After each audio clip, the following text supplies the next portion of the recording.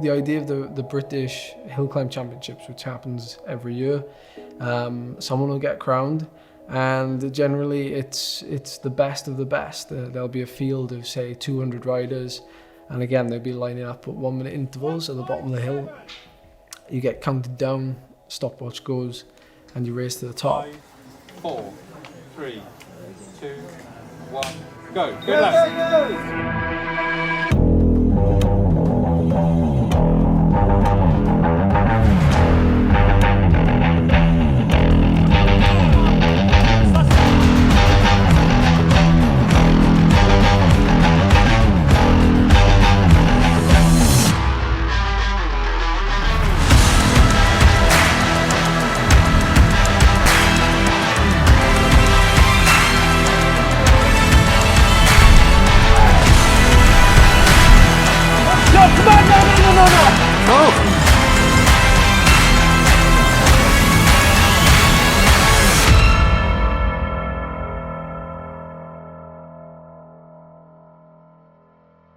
It's a classic question that every non-cyclist asks you. You know, why do you do the hill climbing? And my response to that really is, I think it's the purest form of cycling. Really, it's just you against the hill, you against the gradient. I think that one thing about hill climbing, which is so fascinating, is the difficulty of pacing it correctly. And it's easy to get carried away at the start and to ignore these warning signs too early. Normally, you get the first little bit for free and you feel great, and maybe even up to like 30 seconds, a minute, you're like, yeah, I'm flying, this is easy, I can do this. And then there comes a point where your body suddenly goes, oh, well, this is hard. This hurts quite a lot.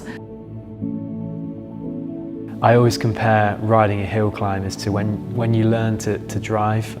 The driving instructor will say you've got to find the biting point on the clutch, and it's a bit like that with a hill climb. You've got to know where your biting point is, and that comes with, I think, experience and knowing what you're physically able to do.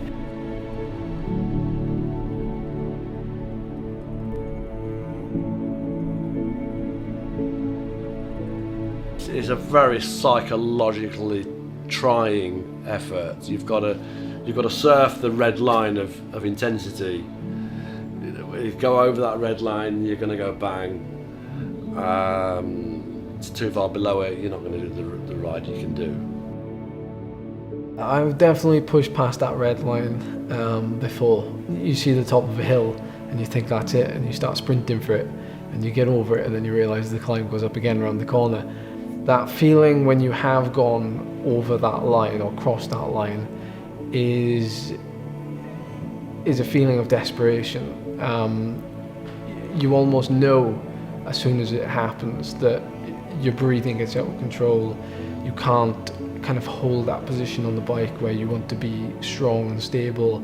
You start to kind of sit up, and this naturally opens up the rib cage and you can get more air in. The lungs can't bring in any more oxygen to balance that saturation in the muscles, and you end up getting engulfed in lactic acid. So you have to kind of bring it back ever so slightly to recover, and only then can you resume the effort. It's important that when lots of mums see the film, that they can see that I'm a mum too, so they realize that you can be a mum and a great cyclist at the same time. You're proof of that. My name is Bitja Jones. I'm a single mum, and I've got a full-time job in a school for children with special needs. And I just won the National Hill Climb Championships. I'm quite competitive.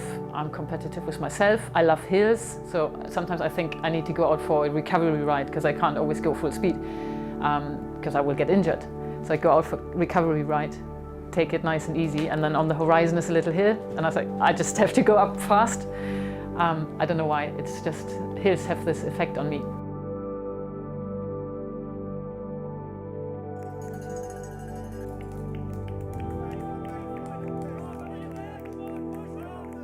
On a day where I'm going really well, it's weird. It almost feels effortless. I mean, it's obviously really hard and you hurt, but you just seem to be able to push yourself through it. And the way it hurts is a bit strange. Like, you're not necessarily aware of like really bad pain that you're trying to push yourself through, because you feel good in yourself. So you almost want to keep pushing yourself through it. But then, yeah, you cross the finish line and then I'll stop and then I'll sit down and then it'll almost hit me like once I've stopped, and then I'll kind of be struggling a little bit to breathe and my legs will feel like they don't want to go anywhere. But yeah, it's a great feeling when you're on a good day like that. If you concentrate on small things like your breath or like your pedaling technique and things like that, it does take your mind off the pain, and you know, at the end of the day, you're trying to put that off as long as possible until you really have to hurt yourself. You know, I do remember a few hill climbs where your head is just like, it's really lightheaded. I mean, there's like blood is so focused on the legs that it's not getting to the arms and to the head like it should do. So your arms can start to tingle, your fingers can start to tingle, and you kind of like, you know, where the head's short of blood too. And you know, to keep going when all these kind of early warning signs are on is you know, part of a challenge of hill climbing.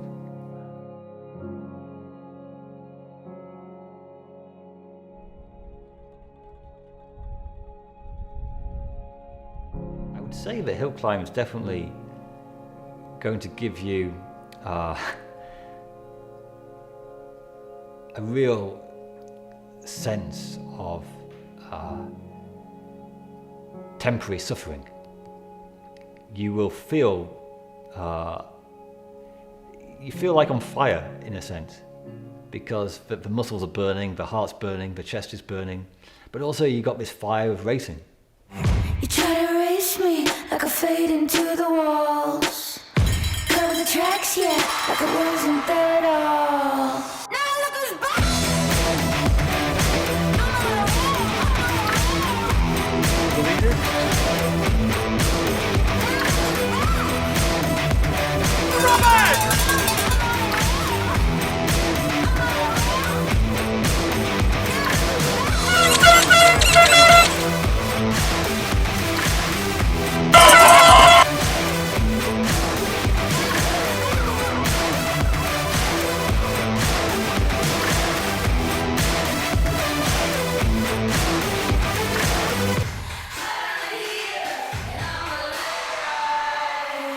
Hill climbing is just so friendly, like so many people encouraging you, banging saucepans as you ride past, maybe running up the climb next to you. I've seen people at the end of October running up climbs, banging wooden spoons on saucepans in their underpants. The Sheffield Uni guys, like, you know the like Borat Mankini? Yeah, there's always someone running up that climb in that. The hill climbers are just a really cool lot, I think. So I've only been there now for the second year, but you meet the same people at the event, and they're always up for a lot of fun and really good camaraderie. Camaraderie, yeah.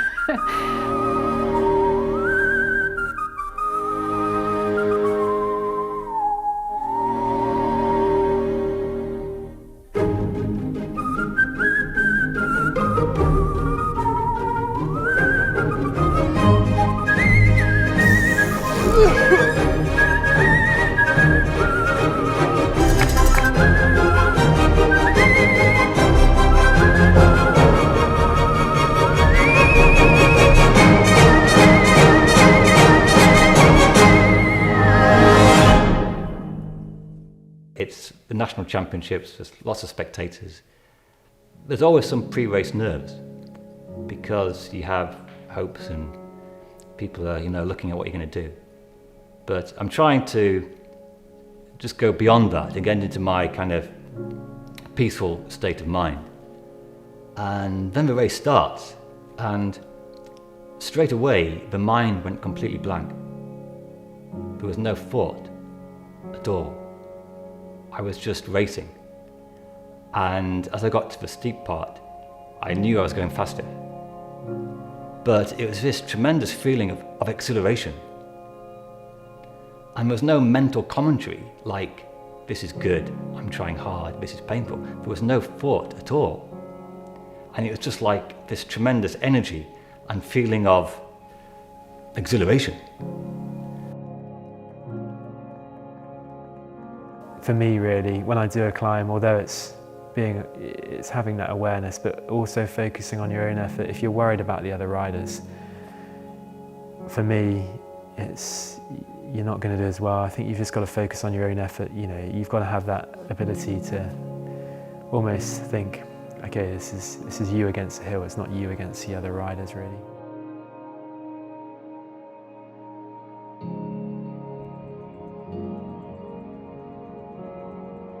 I enjoy the training. I enjoy the challenge of seeing if I can do better times. I kind of do actually enjoy pushing my body to the limit and really suffering for 2 or 3 minutes. Because the way I think of it is we're much more than the body. You know, the mind, the body, the heart, the soul. And the body and the mind can be suffering, but that's the other part of you, that's the soul or whatever you want to call it, that is getting great joy from seeing this body suffer, but having experience in doing so. And for me, it's also a way to experience some kind of self-inquiry, learn more about this deeper part of ourselves.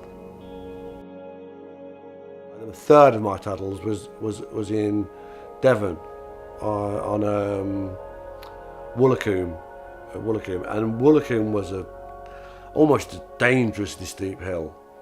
The danger of hitting that hill on the transition from anaerobic to aerobic, and if you got it wrong, you weren't going to go nowhere up that hill. And it proved to be true, because a lot of people started too quick, and there was a couple of riders, I believe, taken to hospital in a right serious state. It's hard on a steep hill to fight when every fibre of your body's saying no, because you're in oxygen debt. You know, it'd be like a drowning man, I guess. So I remember that particular one, because I was on that line and I was just fighting back tears, because I knew what was coming. You know what I mean? I knew how hard this was going to be.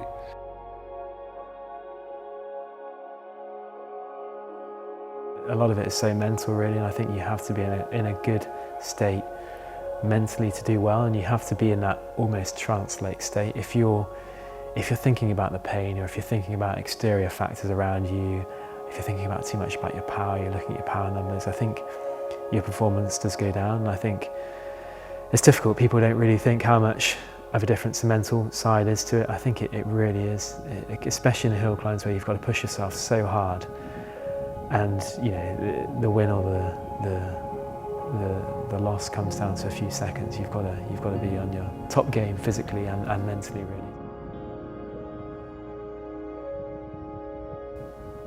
I think that's the best way to ride a climb, is to be very clear beforehand. You visualize how you're going to do it. So I want to start off strong but not get carried away. When the gradient creeps up, you have to increase the power, and then pressure to ease off, but you need to keep going. And then I always imagined a particular point on the course where it would be sprint to the line, and it wouldn't be a sprint because you're already pretty close, but it was like that mental thing that the last 200 meters you can ignore everything and literally try to kill yourself to get up. And I got that tip from one of the great hill climbers of all time, Granville Sidney, who won it, I think, 6 times. And he would have spectators stood at a particular point on the course, and when he came past, they would do something like, "Now, Granville," And he knew that at the point, but wherever he was, he would just start sprinting and go beyond. The biggest challenge for the hill climb is making sure everything is right on the day and everything comes together on the day, and you don't have any mechanical problems. I think it's eliminating all of those potential things that could go wrong, really. I'm always worried about having a puncture just before a hill climb because my tyres are very thin. There's part of you which loves to try and win a race. Just the human emotion of winning is great. But for me, cycling was more than that. It was about what can you learn about yourself? How far can you go? We're capable of much more than we think. And that if we use all the parts of our being, our mind, our body, our soul, then we can tap into these inner reserves. And also trying to feel whether we have something deep within which can just help us go that extra inch. I've ridden 140-mile road races that have been hard, bloody hard races, and I got to the end and oh shit, my legs are sore, and I've ridden a 3-minute hill climb and I've had exactly the same sore legs. That's how intense it is. I saw my power meter at 780. At the start I thought, no, this is going too fast. Slow down a bit and try to rein it back in a little bit. I think that's a win with 204.8. 204.8, so taking 8 seconds off the course record. So yeah, pretty pleased. Yeah, nice finish to the season. I think it's important for people to get this kind of experience because it's tempting to go through life choosing the easiest option, but then there's always this kind of dissatisfaction. But if you do something like a hill climb and you feel like for that moment you really made a unique effort, then it kind of gives you the confidence that maybe you can do it in other areas of your life too. My name is Tej van Pettinger. I've been doing hill climbs for several years. I was a national hill climb champion in 2013 and I ride for Sri Chinmoy cycling team. My name's Ed Lamrock. I'm from Llanelli in South Wales, and in 2019 I became British hill climb champion. My name's Hayley Simmons and I've recently been crowned the 2019 National Hill Climb Champion. My name is Bitya Jones. I took part in the National Hill Climb race up Streatley Hill and smashed the course record and won, and I'm now National Hill Climb Champion. I'm Andrew Feather and I've won the National Hill Climb Championship in 2018 and 2020.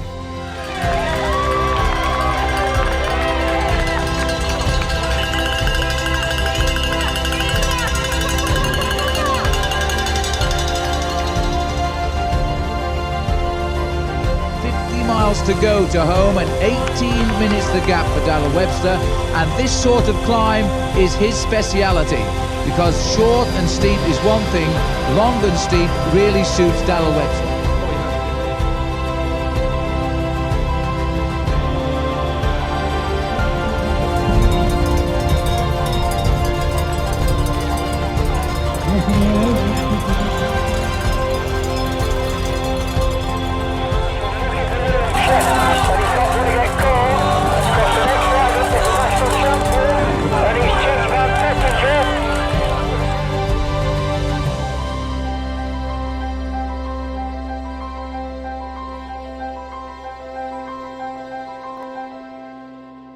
What's your body saying to you when you are, when you've really emptied the tank? What are the sensations that are going through your body? Thank fuck that's over, really.